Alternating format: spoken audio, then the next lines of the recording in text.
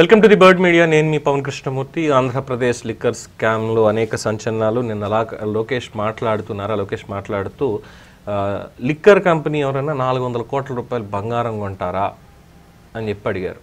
అలా కొన్నారు కాబట్టి దొరికిపోయారు చాలా వరకు. ఇక ఇలా చేశారు లిక్కర్ స్కామ్లో డిస్టిలరీస్ వాళ్ళ అధికారులకు కానీ మిగతా వాళ్ళకి కానీ బంగారం రూపంలో ఈ ముడుపులు ఇవ్వడాలు ఇలాంటివి చేసుకుంటూ వచ్చారు అని చెప్పి. సో దానికి సంబంధించినటువంటి కాస్త డీటెయిలింగ్లోకి వెళ్తే ఎక్కడ కొన్నారు ఏంటనేది చూసినప్పుడు దాదాపు ఇది 400 కిలోలు కాదు, దాదాపు 1000 కిలోల బంగారం కొన్నారు. 1000 కిలోల దాకా బంగారం కొన్నారు ఈ డిస్టిలరీస్ పేరుతోటి.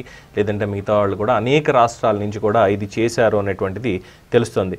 ఫేక్ మద్యం కంపెనీలన్నీ కూడా సృష్టించి మనం చూసాం కదా ఎప్పుడు సృష్టించారు ఏంటనేది. సో వీటి షెల్ కంపెనీల ద్వారా దాదాపుగా 1000 కిలోల బంగారం కొనుగోలు చేశారు ఉండొచ్చు అన్న ప్రచారం అయితే జరుగుతోంది. దీంట్లో ఎక్కువగా ముంబై మార్కెట్ అలాగే తిలక్ నగర్ ఇండస్ట్రీస్ దాదాపు వీళ్ళ దగ్గర నుంచే 200 కోట్ల విలువైనటువంటి బంగారం ఇక్కడ కొనుగోలు చేశారు. మిగతా రాష్ట్రాల దగ్గర నుంచి కూడా తెప్పించి దీనిని ఈ కొనుగోలు చేసిన తర్వాత కంపెనీల అధినేతలు మొత్తం అంతా రాజకేశిరెడ్డి బృందానికి పంపిస్తే ఆ రాజకేశిరెడ్డి బృందానికి సంబంధించి ఈ బంగారాన్ని విదేశాలకు పంపించి హవాలా రూపంలో విదేశాలకు పంపించి దాన్ని అక్కడ మార్చి రియల్ ఎస్టేట్లోను సినిమా నిర్మాణాల్లోనూ వీటిలోనూ పెట్టి ఆ మనీని వైట్ చేసుకోవడానికి ప్రయత్నాలు చేశారు అనేది తెలుస్తోంది. సో ఎవరెవరు కొన్నారు, ఎవరెవరు కొని ఇదంతా చేశారు, అలాగే డిస్టిలరీలకు సంబంధించి ఆ ఇన్వాయిస్లు ఎక్కడి నుంచి వచ్చాయి, అలాగే ఇది ఒరిజినల్గా ఆ ముంబై మార్కెట్లలోనే కొన్నారా లేదు దొంగ బంగారం ఇన్ ద సెన్స్ ఇల్లీగల్గా బయట నుంచి వచ్చింది ఇంకో చోట ఇలాగ కొని తీసుకొచ్చి చేశారా అనేటువంటి దాని మీద కూడా అనేక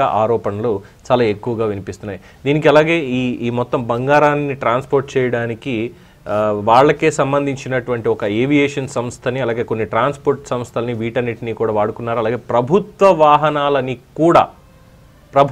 వాహనాలని కూడా వీటికి వాడుకున్నారు. ముఖ్యంగా తుడాకి సంబంధించినటువంటి వాహనాలని వాడుకున్నారు అనేది గతంలో మనం చూసిన లిక్కర్ స్కామ్ ఏంటి అనేటువంటి దాని మీద మొత్తం అన్నీ కూడా తిరుపతి అర్బన్ డెవలప్మెంట్ ఏదైతే ఉందో దానికి సంబంధించిన వాహనాలని నేషనల్ హైవే మీద నుంచి ఏ విధంగా తీసుకొచ్చేవాళ్ళు ఎస్కార్ట్ తోటి, అలాగే దాన్ని ఎవరు ఇంకా అనుమానించరు తుడా వెహికల్స్ కాబట్టి అవుటర్ రింగ్ రోడ్డుకి దగ్గరలోనే హైదరాబాద్లో ఉన్నటువంటి డెన్స్లో దీన్ని తీసుకొచ్చి పెట్టి అక్కడి నుంచి డిస్ట్రిబ్యూషన్ పాయింట్స్ అక్కడి నుంచి వేరే వాళ్ళకి ఈ విధంగా చేశారు అన్నటువంటిది ప్రధానంగా సిటీ వాళ్ళు బయట పెట్టారు. అయితే ఇందులో ఈ మొత్తం 400 కోట్లు లేదా 1000 కిలోల బంగారం ఈ విషయంలో మాత్రం చాలా క్లారిటీగా సిట్ ముందుకు వెళ్తోంది. ఏ కంపెనీల పేరు మీద కొన్నారు అనేటువంటి వివరాలు కూడా బయటికి తీసుకొస్తున్నారు. సో ఈ 400 కోట్ల బంగారంలో మొత్తం అంతా కూడా ఇప్పటిదాకా ఉన్నటువంటిది ఎంతవరకు ఎవరికి చేరింది అంటే జగన్మోహన్ రెడ్డి గారికి మొత్తం 3500 కోట్ల ముడుపులు ఆయనకే చేరుంటాయి, అందులో ఎటువంటి అనుమానం లేదన్నారు.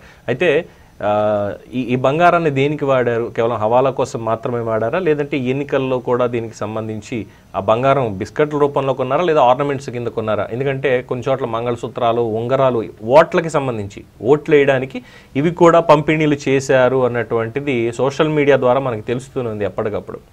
కొన్ని చోట్ల వేలుకు ఉంగరాలు ఇవి కూడా ఇచ్చారట. కొంతమందిని ఓట్లు ఎంతమందిని వేయించాలి అనేటువంటి వాళ్ళకి బంగారు చైన్లు కూడా కానుకలుగా వెళ్ళాయి అనేటువంటిది కూడా చాలామంది నియోజకవర్గాల్లో చెప్పుకుంటూ ఉంటారు.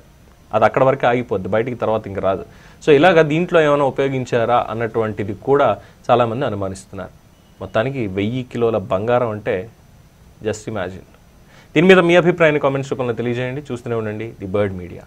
ఈ వీడియో కనుక మీకు నచ్చినట్టయితే లైక్ చేయండి, షేర్ చేయండి, సబ్స్క్రైబ్ చేయండి. అలాగే పక్కనే ఉన్న బెల్ ఐకాన్ని క్లిక్ చేయండి.